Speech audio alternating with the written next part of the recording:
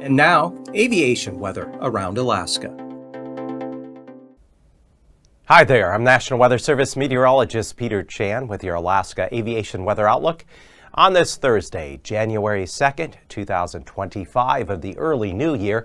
And this outlook will be for Friday into Saturday to start off the early weekend. Well, of note, we have an area of high pressure that'll be building up over the Yukon Northwest Territories in northwest Canada. The center of this high will be on the order of the 1045 millibars, but it has plenty of very cold Arctic air, and there's going to be a shot of Arctic air work its way east to west across the interior early this weekend. It's already happening. We have some bitterly cold temperatures, Yukon Flats, 40-mile Gold Country down into southeast areas, the upper Copper River Basin, northern panhandle around Chilkoot and White Passes. Some of these areas are under extreme cold advisories or warnings. We're anticipating low temperatures. The normally cold spots, Yukon Flats, could be down around 50 below, parts of the 40-mile Gold Country, Tok, and wind chills as cold as 40 below around White Pass. Now, high pressures here over northwest Canada. We have a low that's coming up into the Aleutians with a frontal band with gale force winds, mainly from the east and southeast. So the interior, for the most part, VFR conditions. You have clearer skies, but very cold temperatures in any of these valleys. If you have localized cold drainage, especially when you have east to west wind flow. So even though skies are clear, very cold air temperatures below zero, and then factor in some of a breeze, you're going to have very cold wind chills on top of that. And looking at Friday afternoon, again, much of the mainland VFR into the Panhandle with the exception of the north, up there around Glacier Bay, Haines area, out over the Gulf, MVFR conditions, as well as parts of the North Slope along the Beaufort Sea coastline. And then also down here along that front where you have those gale force winds, some precipitation, but mainly windy conditions. We have lower cloud cover and ceilings with IFR conditions along and north of the Aleutians.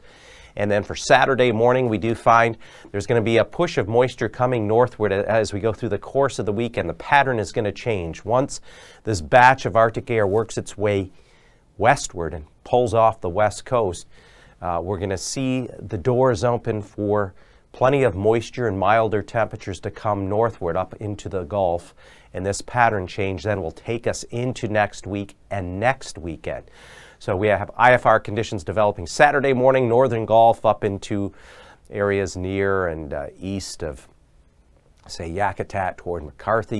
And then back out here all along the lower Bering, the Aleutian chain, North Pacific side of the Alaska Peninsula. IFR conditions are expected Saturday morning. And for Saturday afternoon, we start to see the hints then of that surge of moisture beginning to come northward out of the North Pacific into the Gulf. We'll expect IFR conditions around Cape Suckling back toward Kayak Island.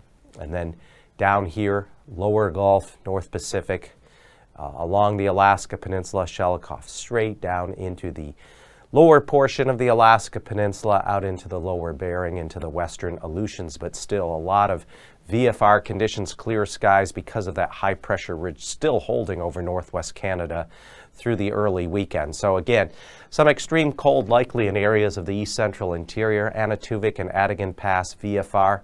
But we're talking about low temperatures in the 30s and 40s below. Some of the normally cold spots like Fort Yukon, Northway, Tok could be down in that 45 to 50 below range very easily.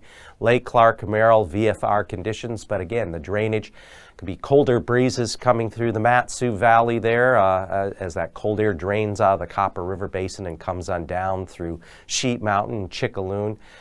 Rainy Pass VFR conditions expected there coming up through the central eastern Alaska range. VFR conditions from Windy Pass through Isabel Pass and Mentasta Pass. But again, cold northeasterly winds flowing out of Mentasta Pass. We had a viewer in Solana reporting 40 below temperatures on New Year's Day. And even though the air temperature might not be quite that cold, you're going to have a breeze that makes it feel at least that cold, if not more like 50 below. Tanita Pass, VFR, as Portage Pass and then up into the northern panhandle, VFR, all thanks to that high pressure over northwest Canada, the ridging across the mainland. So with these very cold temperatures across much of the interior, we find the surface freezing line confined to along the Gulf Coast, the outer western southern parts of the panhandle, and coming back up into the central Bering. Freezing levels aloft are not very impressive. They will become so, though, as we get this surge of warmer, moist air coming northward out of the North Pacific late this weekend into early next week. You're going to see the freezing levels aloft coming up, indicator of that warmer, more humid air. And back across the area on Thursday, again, pockets of maybe isolated moderate icing above 6,000 feet here in parts of the Gulf, but a better chance along this frontal boundary that has the gale force winds across the Aleutians above 4,000 and 6,000 feet on Thursday. And then looking at the upper level wind field, not that impressive here over because of high pressure in this region. The strongest winds, we have a belt of winds at 30,000 feet, around 60, 70 knots, just north of the Aleutians. But as we bring it down to mid-level 700 millibars, you start to see a more notable pattern. Easterly winds across the central northern interior through the heart of the upper middle Yukon River. Keep that in mind because some of these winds will get stronger as you get down closer to the surface here. Broad belt of 45 to 50 knot plus winds out over the central lower Bering, north of the Aleutians. And then at 3,000 feet, look at these winds. Cold air pouring through the Tanana and upper Yukon valleys, spreading westward toward the west coast. Localized winds on the northwest side of the Alaska range, 50 to 65 knots. Broad belt of winds in excess of 50 to as high as 60 knots. All across the lower and western Bering up along the Kamchatka coast and just north of the Aleutians.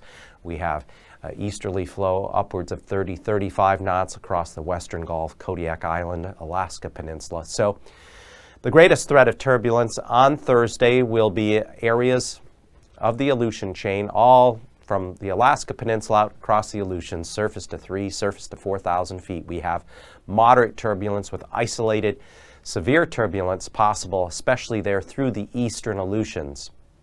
And then as we go up across the mainland interior, we have that Arctic air mass that has momentum. It's working its way westward.